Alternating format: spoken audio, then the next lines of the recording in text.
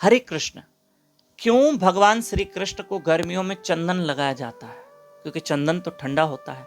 पर फिर भी आप एक कथा सुनिए श्री चैतन्य चरितामृत में, श्री चैतन्य चरितामृत शास्त्र में मध्य लीला में यह कथा आती है कि एक दिन श्री माधवेंद्रपुरी महाराज जी वृंदावन धाम गए।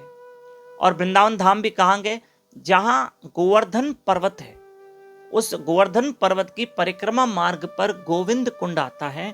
गोविंद कुंड के पास एक वृक्ष के नीचे श्री माधवेंद्रपुरी महाराज भजन माला करने लगे। 2-4 दिन बीत गए, कुछ खाया पिया नहीं, पर भजन कर रहे थे। अब भगवान को दया आ गई कि मेरा भक्त भूखा बैठा है, भजन कर रहा है। ऐसे में भगवान बाल रूप लेकर, मेरे श्री कृष्ण बाल रूप लेकर, एक बच्चे का रूप लेकर श्री माधवेंद्रपुरी महाराज जी को एक दूध का पात्र देते हैं। कहते हैं बाबा जी ये दूध पालो, आप भूखे हैं, और कल ये बर्तन धो के रखना, मैं लेने आ जाऊंगा। बालक तो बोल के चला गया, क्योंकि बालक स्वयं कृष्ण थे, वो अंतर्धान हो गए। यहां श्री माधवेंद्रपुरी महाराज ने दूध पिया और पात्र धो के रख दिया कि कल बालक आएगा उसको दे देंगे। अब सुनिएगा, रात्रि में जब श्री माधवेंद्रपुरी महाराज बाबा जी जब सोए तो वही बालक स्वप्न में आया। कहा बाबा मुझे पहचाना, मैं वही बालक हूं और मैं श्री कृष्ण हूं। मैं आपको बता दूं कि ये फलानी फलानी जगह पर, इसी गोवर्धन पर्वत की तलहटी में फलानी जगह पर एक पेड़ के नीचे मेरी एक मूर्त है, और वो गोपाल जी की जो विग्रह अर्थात मेरी मूर्त है, जो मुगलों के भय के कारण उस मूर्त को पुजारियों ने भूमि में छुपा के रखा है। अब वो मेरी विग्रह, वो मूर्त उस भूमि के अंदर है, और मुझे गर्मी हो रही है, मुझे बाहर निकालो, मुझे बाहर निकालो, और मुझे ठंडे पानी से स्नान करवाओ, मुझे बहुत गर्मी लग रही है। अब भगवान स्वप्न में आके बोल के चले गए। अब श्री माधवेंद्रपुरी महाराज उठे, हैरान हो गए कि कल जो मुझे बालक ने दूध पिलाया वो साक्षात श्री कृष्ण थे, और आज वही बालक मेरे स्वप्न में आया और मुझे ऐसी ऐसी सेवा दी है। तुरंत श्री माधवेंद्रपुरी महाराज उस गांव के लोगों को जमा करके उस जगह पे जाते हैं। गोवर्धन पर्वत की तलहटी की उस जमीन की खुदाई करते तो उसमें से गोपाल जी की विग्रह निकली, और गोविंद कुंड के जल से कई घड़े पानी भर के उस विग्रह को स्नान करवाया और गोवर्धन पर्वत के ऊपर विराजमान किया।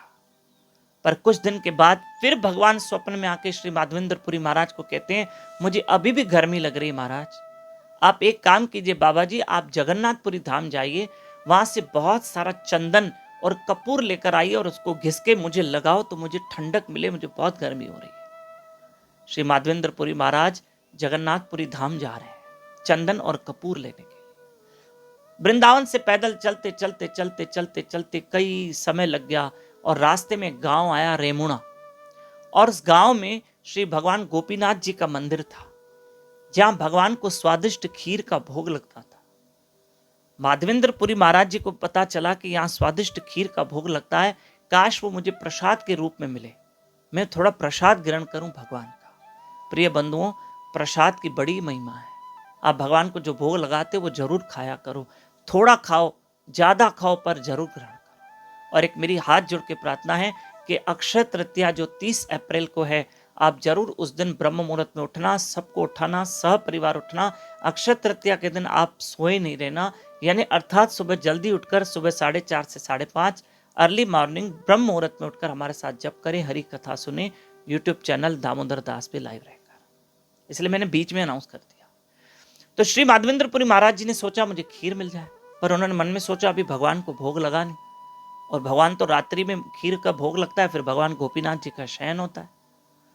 ऐसे में श्री माधवेंद्रपुरी महाराज उस दिन उस रेमुणा गांव में रहे। रात्रि में गोपीनाथ जी को खीर का भोग लगा, लेकिन जब खीर के कुछ पात्र रखे गए पुजारियों ने, और जब खीर का भोग लग गया और पात्र उठाने लगे, तो एक पात्र खीर का गायब था। पुजारियों ने ढूंढा कि एक खीर का पात्र गया कहां गया। खैर ठीक है, भगवान को शयन करवाया। रात्रि में भगवान गोपीनाथ उनके स्वप्न में आए एक पुजारी के, और कहा महाराज, पुजारियों को कहा पुजारी जी उठो, मैंने खीर का पात्र अपने पीछे छुपा के रखा है, वो मैंने अपने भक्त श्री माधवेंद्रपुरी महाराज जी के लिए छुपा के रखा है। माधवेंद्रपुरी महाराज मार्केट में, बाजार में बैठे हुए एक जगह पर मेरा भजन कर रहे हैं, आप जाइए और जाके उनको बुला के लाइए, उनको खीर पवा दीजिए। पुजारी के सपने में भगवान गोपीनाथ आए थे, ऐसा बोल के गए। और फिर पुजारी जी तुरंत उठे, नहा धो के भगवान के गर्भगृह ऑल्टर में गए और देखा तो भगवान के विग्रह के पीछे एक खीर का वही पात्र पड़ा था जो कल रात को गुम हो गया था, उसमें खीर पड़ी थी। पुजारी ने श्री माधवेंद्रपुरी महाराज को ढूंढा और सारी कथा बताई कि भगवान ने आपके लिए खीर चोरी की है। भगवान ने भक्त के लिए खीर चोरी की, जैसे द्वापर युग में भगवान श्री कृष्ण ने अपने ग्वालों के लिए माखन की चोरी करी, आज श्री माधवेंद्रपुरी महाराज जी के लिए खीर चोरी करी। उस दिन से भगवान गोपीनाथ का नाम पड़ा है खीर चोरा गोपीनाथ। आप रेमुणा गांव जो उड़ीसा में है, आप चले जाइए, खीर चोरा गोपीनाथ के दर्शन कीजिए। बोलो खीर चोरा गोपीनाथ भगवान की जय। भगवान भक्त के लिए सब करते हैं। अब श्री माधवेंद्रपुरी महाराज ने वो खीर पाई जो अमृत से भी बढ़कर थी। फिर वे जगन्नाथपुरी गए, वहां से वो चंदन और कपूर लेकर बैलगाड़ी भर के फिर वो रेमुणा गांव से होते हुए वृंदावन आ रहे थे। अब रास्ते में फिर से रेमुणा गांव पड़ा, रास्ते में फिर रेमुणा गांव पड़ा, तो उन्होंने सोचा आज एक रात और यहां रुक जाते हैं, फिर कल हम प्रस्थान करेंगे वृंदावन की ओर और अपने जो गोपाल जी विग्रह हैं उनको चंदन कपूर लगाएंगे। भगवान को वहां बहुत गर्मी हो रही है।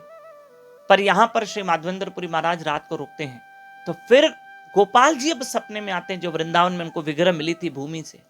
उन्होंने कहा बाबा जी ये जो चंदन कपूर है ना, घिस के एक काम करो गोपीनाथ जी को लगा दो, वो भी तो मैं ही हूं, आप यहीं लगा दो ताकि मुझे वहां ठंडक खुद ब खुद मिल जाएगी क्योंकि मैं ही हूं। और माधवेंद्रपुरी महाराज जी ने क्या किया, उस चंदन और कपूर को घिस के श्री गोपीनाथ भगवान को लगाया महाराज जी ने, और जो गोपीनाथ को यहां लगाया तो वहां गोपाल जी को ठंडक मिली। तो प्रिय बंधुओं, अक्षय तृतीया के दिन भगवान के चंदन दर्शन होते हैं। आपसे हाथ जोड़ के प्रार्थना है कि आप भी अपने घर में सैंडलवुड लाकर उसको घिस के भगवान को आप जरूर लगाना और अवश्य लगाना ताकि भगवान को ठंडक मिले। और अक्षय तृतीया के दिन क्या करें क्या न करें उसकी हम कल आपको एक वीडियो भेजेंगे। हरे कृष्ण।